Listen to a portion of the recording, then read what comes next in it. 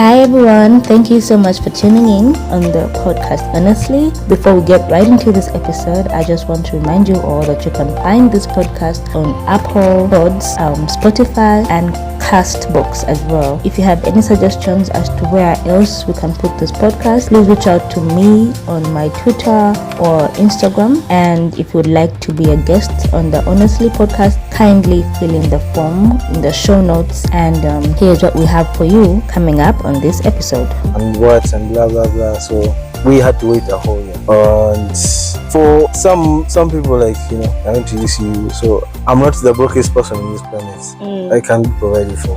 But there's so many other medical students who have children. Yeah. Because they're like mature entrants, they come when they have another degree. And they need the money from medicine to survive. So I actually striked. I was on the streets. Crazy. I'm telling you. Wait, so I have TikToks. What? My relatives kept, hey, what happens? What are you doing? Why are you striking? Hi, my name is Monjoy, and welcome to Honestly, a podcast about the unfiltered human experience. Each episode features stories from everyday people, capturing the gut-wrenching, hilarious, completely unhinged, and everything in between. On this podcast, we share the moments that have shaped us and changed how we see the world, or have just made us laugh. So join us as we listen to honest stories from honest strangers. Hi everyone, welcome back to Honestly. This is your host Manje Pamela, and today we have another episode for you. I'll allow my guest to introduce himself, and then we'll get right into his story. He'll be sharing with us his experience in the medical field in Uganda, what drove him to decide to take this course, how it's been like after the reality of life after finishing medical school in Uganda specifically, the challenges that he has gone through, and basically the life lessons he's had to pick up along the way. So yeah. Hey guys, my name is Tendo. I'm an intern doctor. My first year, finished 5 years of medical school at UCU. Yeah, and I'm glad to be here. Thank you for coming on the episode today. I think what we can start with is the very beginning of your medical journey. Like, has it always been a dream of yours to be a doctor? Has it actually? Yeah. It's always been okay. When I was like so I wasn't born here. I was born in South Africa. And when I was like in grade 2, it's like P2. They told us to draw what we want to be. And for me, I drew an accountant because I wanted to have a lot of money. Yeah. Yeah, but then they told me that it's not how that works. Yeah. So growing up, my mom watched a lot of Grey's Anatomy. My dad is a doctor, so I kind of got influenced that way. When I was in senior 4, we came back later on. When I was in senior 4, I just got so interested in the heart as an organ, and that really like gave me so much joy in biology, understanding how things work in the body and the cells and systems. So all that science, I love science so much. So medicine just made a lot of sense. And I actually enjoy it so much. So I've always wanted to do medicine. So basically since P4, that's when I first said I want to be a doctor. Then S4, I wanted to be like a cardiothoracic surgeon, and that's still my dream today. Still hunting, praying for how to get there. But I've always wanted to be a doctor most of my life. Okay. So it was a dream come true when I graduated. That's nice. Could you take us through medical school essentially? Where did you study? What was it like? Okay. And then what was your expectation, I guess? Okay. Yeah, so I did my medical school from UCU. In Uganda, what they call the top universities for medicine, typically Mbarara and Makerere. Those are typically the top ones. Of course, there's Gulu, Rusitema, there's so many. Right now there are many. But I didn't even bother applying to like those guys because my marks were not the best. But UCU was unique in that they had interviews And so that made me think that they think beyond just like The marks, maths, but like yeah. who you are as a person. Are you ready to take on the responsibilities and everything? So yeah, I gave it my best shot, and I'm so grateful that I got in because we were so many who applied, How and many? Do you know? were like over like hundreds of people. Damn. Yeah, hundreds of people, and only 60 got in.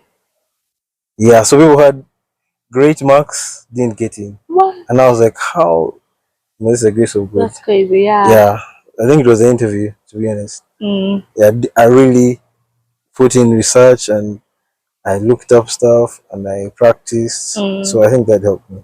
And Around of which year course, was this? I entered medical school in 2019. Okay. You see you. 2019. Okay. You see, yeah, and also the standard that UC has in a country, people know it for being a very good university, and yeah, that still holds true in the medical course, even though we're young in medicine.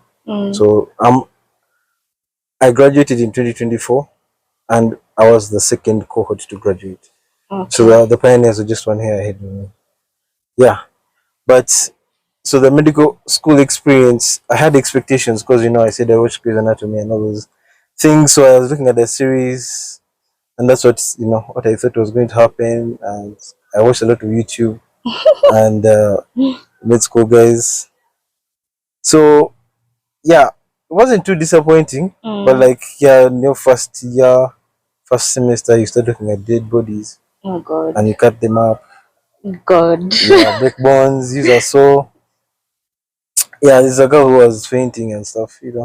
Normal things. But you didn't paint. I love this stuff. Like so much. Okay. Yeah. So yeah, I want to be a surgeon. So yeah, cutting stuff and seeing inside. Of course, it's a bit scary. Like these are dead bodies, literal people, human beings. But yeah, you get used to it. Yeah. Some people ate lunch from that room later on. Why? Yeah. People are weird. Oh my goodness. Yeah, people just get used and they have to study and people are focused. Yeah, but all in all, my medical school experience has been great. Maybe if I'm to give an overview of how medical school works in Uganda, we have what I call a theory years where you in class, year one and year two. So you're learning all about the body, anatomy, physiology, um, about medicine, pharmacology, pathology, disease, and many other things, communication, like a lot. Then you get to year three, where you start what you call a junior clerkship. Okay. So this is the first time you get to go on the wards. You wear a white coat, and you actually feel kind of a little bit of the weight about being a doctor. Because people can, in Uganda, as long as you have a white coat, people can just mistake you, call you doctor and what. So you get scared, get a bit of pressure, but it's good. You start doing little procedures like placing IVs, catheters, and you go on ward rounds, see how the real doctors do it, and it's quite an amazing experience. I really enjoyed my year three. Where did you do your clerkship? So in UC we do it from Mango, Mango Hospital, because that's where I attached to. And it's the whole year three. Yeah, the whole year three. Yeah. Then you go to year four. You do your electives, those are specialties like psychiatry, ENT, urology, cardiothoracic surgery, so you neurosurgery. An elective? No, you do all of them. Oh. Yeah, but the electives which you can go into after. So we have the four main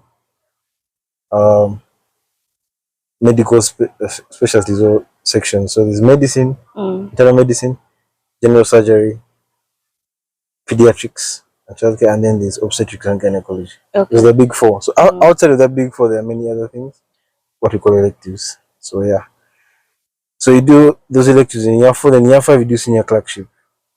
But you have a bit more responsibility, and you are now with junior clerks, so they ask you questions. They do what they call percussing, which is where they ask you hard questions or things that you may not know. And yeah, you can feel a fool many times, but it's basically part of the process. Although we may need to change that in the future. But yeah, it's a great experience. My year five was a bit rough. We were tired. We were so tired. Why? Why was it a bit rough? Like, was it different from other years before? It's like accumulation of fatigue, because the work doesn't get easier or less. Mm. And then you start seeing your friends have graduated after 3 years. And then for Oh, you, then you have another. you have years, not even 1 year, you don't have months, you have years left. So, yeah, it is. It Yeah. is on your mind. You'll be like, "Well, I'm going to get money," and then you hear stories about doctors they're striking because they get fighting for 1 M. Yeah. Oh God, and then the reality starts to set in. A lot, yeah. Salute. So yeah, that kind of gets on your mind too. I have a question. From my understanding, I think COVID found you in school. Yeah. I kind of want to know how that was. COVID was in school. Okay, for me, I'm lucky. I was still in a theory year Oh, at that time you at hadn't that yet reached the time. practical yet. Yes, I was in year 2. So we Oh. just did Zoom calls, but we're not there. Oh my days. We lied. We Mm, had Google on another tab when you're doing a test. mm, Yeah, mini. It wasn't that too serious, but it was interesting to have like Zoom calls mm. and yeah, but really nothing too special. It's like in class, but on a laptop. Yeah. Wasn't Okay. anything extraordinary in my opinion. I thought it had like affected your years somehow. Okay, in UCU, we just kept pushing. Like I don't know how other guys did it because us we just kept after we went in lockdown, like just a few months, we went or weeks, we went straight into virtual learning. Other universities, guys were just chilling. Waiting for something. Guys are waiting and waiting. Yeah. So when we resumed, we continued the pace. Then our colleagues in other universities had to like crash course. They are barely getting holidays or like 1 week year after year to catch up. So yeah, we're not really too affected. We thank God it was like that was the case. But yeah, COVID wasn't too big of a deal. Okay. Yeah, in our education. But if you're in a practical year, must have been tough because you're not allowed to go on. Yes. Yeah. Okay. Basically, yeah. So you finished senior clerkship and then? Oh, so I finished 2024. I finished when around April, May, then graduated in July. So what's supposed to happen after you finish your years of medical school? You're supposed to get into internship to get a license, and that's to practice in this country. And that requires you to work at a government sanctioned hospital where you work for 1 full year, where you work in all of the 4 big disciplines, Yeah. doing minors and majors. So 5 months, 1 month, 5 months, 1 month. Yeah. That's supposed to happen after you finish. Immediately after you finish. Yeah. But in Uganda, Uganda Ministry of Health and Finance, they kept saying don't have resources and what and blah blah blah. So we had to wait a whole year. And for some people, like I went to UCU, so I'm not the brokest person on this planet. I can be provided for, but there's so many other medical students who have children. Yes. Because they're like mature entrants, they come when they have another degree, and they need the money from medicine to survive. So I actually striked. I was on the streets. Crazy. I'm telling you. Wait, so I have TikToks. What? My relatives kept, hey, what happened? What are you doing? Why are you striking? Let me get this straight. I'm sorry. We're going to backtrack a little. It's okay.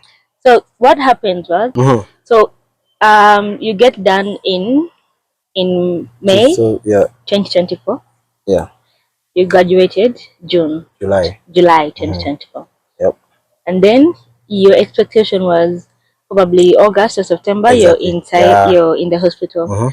Then what happens? Do you know what happened? Actually, there's what you call an induction, where the Ministry of Health organizes a function where all the people who have finished, and actually you apply for a license, what you call a provisional license. And I actually got my license, and most of my classmates got their license. And at the function, we organized the event. So me and some other people organized the event for the induction, and then we did not get deployed. at that event. Okay. So ideally, that So induction event ends with you being deployed. yes, Okay. yes. Okay. Everyone who has finished Mm, and got their license mm, from the council, mm, the Medical and Dental Practitioners Council, is supposed to be deployed. mm. Yeah. Well, So, I mhm. will say this year they have improved because they deployed everyone. This year, like I graduated in 2024. I'm now going to. I just got placed yesterday, but one. Yeah, 2025 versus July. Okay, August now. Crazy. A Mm-hmm. full year. A full year. Yeah, it has its ups What? and downs. Yeah, that was a rough time. Yeah, that was a. So wait, I'm sorry. Mm-hmm. I'm going to have to keep taking you back. It's all good. Mm-hmm. So Yes, this induction ceremony, when did it happen? After you it had happened graduated, it happened in August. August, Yeah, so we're roughly like, a month later, mm-hmm. and then you are not deployed. So what Yes. happens then at that point when you? First of all, how do you know you're deployed? What happens? There's a list. There's a list that Okay. comes out, Mm. and it shows where you're going to be placed, which hospital. Mm. Yeah, basically. So you look at So the list did list. not come out then, It or came out, okay, but our names were not there. okay. It was So so what bad. names were there? Names from people who had graduated before us. Damn. So people from 2023. Aha, they understand. Oh my goodness. Yeah, so there's been a It was backlog. a huge backlog. Yeah, it started in COVID. Yeah, Ah, so makes sense. yeah, but now apparently they've deployed everyone, but of course some people are not there. But most people have been deployed. We're going to wait if they give us the money. That's the big deal. That's the big deal. But yeah, um, So yeah, the that list comes out, it has 22 people, you're not on the list, no. and then what do you decide to do at that? First of all, what was going through your head in Oh, that I was moment? annoyed. I was Mm, so pissed. I was so pissed. And it was annoying because I was so excited to serve my yeah, country, and yeah. my country denies me the chance to serve my country. It's like Mm. I would do it for free, but I'm not going to do it for free. Because it's you need to live and you need to get rent, and because I Mm, love medicine that much, mm. yeah, I really love medicine. So yeah, what happens is if you see your name isn't on the list, they do what you call pre-internship. Okay, It's a what does made-up that mean? thing which has never existed, just now started because you know because of that backlog and failure of the system. So pre-internship, you you still try to do the same thing. You apply to go to hospital, but now you have to go individually. So but you can do whatever you want. I have friends who did business. I have friends who did sports. I had friends who did pre-internship the whole time. Mm. So yeah, me I did learn. I did a bit of learning online. Um, What were you learning? I was doing like what do you call this? Digital marketing. So I was learning how to make websites, and I like these video edits Mm, so much. mm. Yeah, they're really cool to me. So yeah, I started learning those things, and it was quite a nice experience. I started using them in my the bodies where I was working. So we have what we call the UCMF, it's the Uganda Christian Medical Fellowship, and I Mm. was part of it. So I was like in charge of the media at some points. So I learned some other skills which I've enjoyed, and they could possibly I've got a bit of money from them once in a while. Mm. So that was helpful and opened my eyes. And yeah, but in the last like 5 months, I also did pre-internship at hospital. Which hospital? I was at Chisui Mm. Hospital in Chisui, yeah, in Tendo. Yeah. So when you go for pre-internship, it depends on where you go. Typically, they'll teach you as an intern, but some places they give you gloves. You Mm. can't do what you're supposed to be doing at this point. Mm. So it depends on where you go. But luckily, as we are treated as interns, we worked, not paid obviously, Yeah, because it's but yeah, pre-internship. by internship, it's volunteering. But the work was good, the experience was good and helpful. It helps you get comfortable with the idea of being an actual doctor, Mm. seeing patients by yourself. Those things you don't do as a medical student, so it helps. It's crazy. I'm still stuck on the whole going on the streets. I need to know how this happened. Like, I need to know how. Like, how did you decide? You know what? Yeah. Let me write on this like Manila. Yeah. We wrote in the middle. They took my Manila. Police took my Manila. How did that happen? So was it just you, or were you like a group of? We were so many, over 1,000 interns who wanted to be placed. So what happened? Did you like have a WhatsApp group? Yes, we did. I'm still in that group. We were fighting. We were trending on Twitter. Yeah. We were on NTV. Damn. It was like one of the unique experiences, because I've basically been what they call a good boy. I never fought, never rebelled. So I was like, nah. Let me fight. Fight for my rights. Yeah, because it's not just about me. It's like people need their money. People need to be deployed. People can't be held captive just because you can't organize your system. And now all of our lives are going to be held on a pause. Because you're not doing your job properly for years, and this has been going on for years. Luckily, I'll keep saying it that they've deployed most interns right now, but yeah, they better not try again. Yeah, but that was interesting. So we tried legally to get deployed, did not work. How did you try legally? Did you get like lawyers? Yeah, there was a lawyer group. I think they called Sehad. They worked with some of us. So some people worked on that front, and others went to the streets. We got Manilas and our codes, and yeah, we were there fighting. And then we also on Twitter, trying to get the attention of people. And then they were also paying attention to parliament sittings and their meetings. Yeah, so yeah, it was a lot of chaos. The first like 2 months we were just fighting. Then we accepted and moved on. Yeah.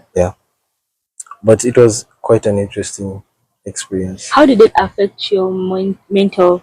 Oh, I was down for a long time. Because, man, imagine your whole life is what you wanted to do and you've done it. And you finished. But now they're like, nah, you just sit back. It's like it feels so taken for granted.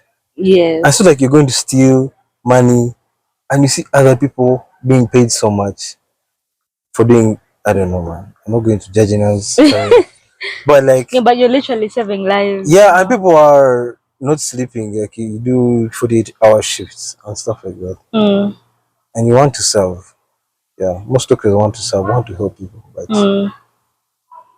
these people are so kind of. So it missed. I was gone for a long time. Only I'm a Christian, so my relationship with God helped. My friends helped.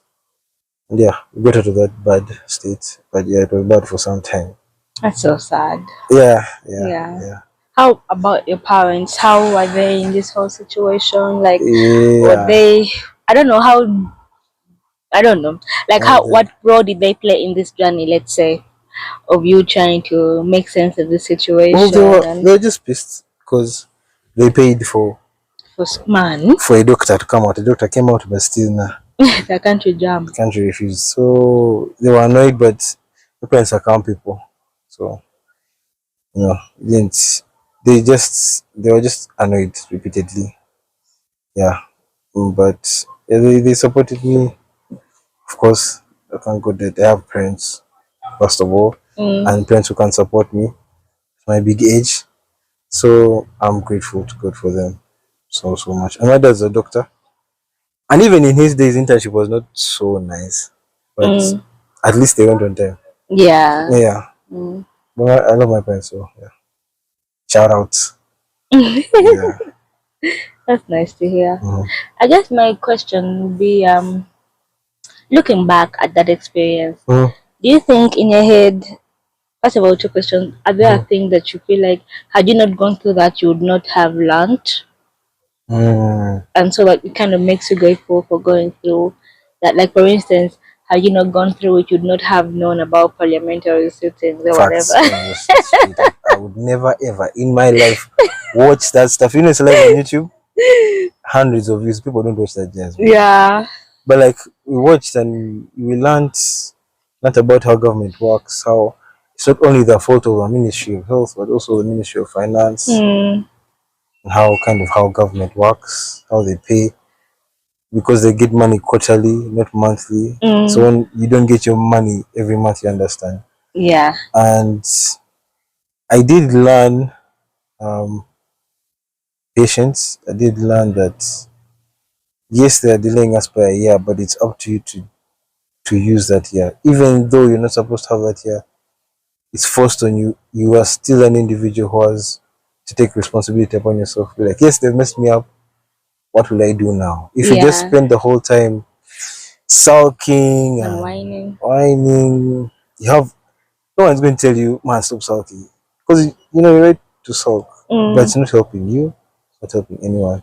So I did learn a bit of patience, understanding, like always use the time that you have for maximum benefit. I have been on like so many entrepreneurship, like motivation.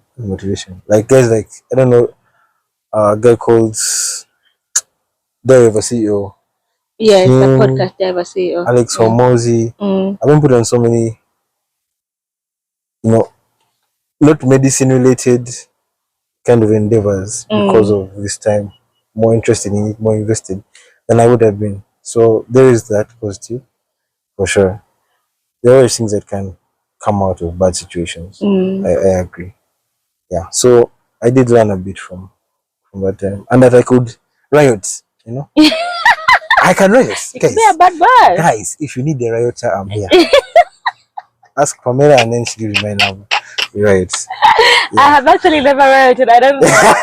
I don't know. It's But you know, interesting. Do you know you see man, those guys with their guns? Mama, seriously, in your yo, face and everything. in your face, and they keep getting closer to you, Oh, and shoot. you're like, if you send more 5 seconds, are you going to get arrested? Because they kept, yeah, they kept getting closer. It And was did they get to that point of throwing tear gas and no, whatnot? no, no, no.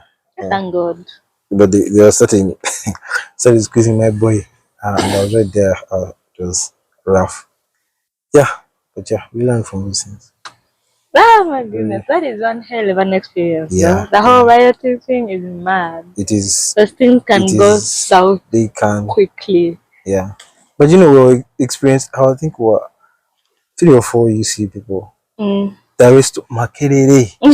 People from Makerere, they love rioting. It's a hobby. Like they love. Like what is the riot? Where is? Where are we going? Like oh my days, those guys had got like Yeah. the experience. I think, but yeah, that was fun and interesting.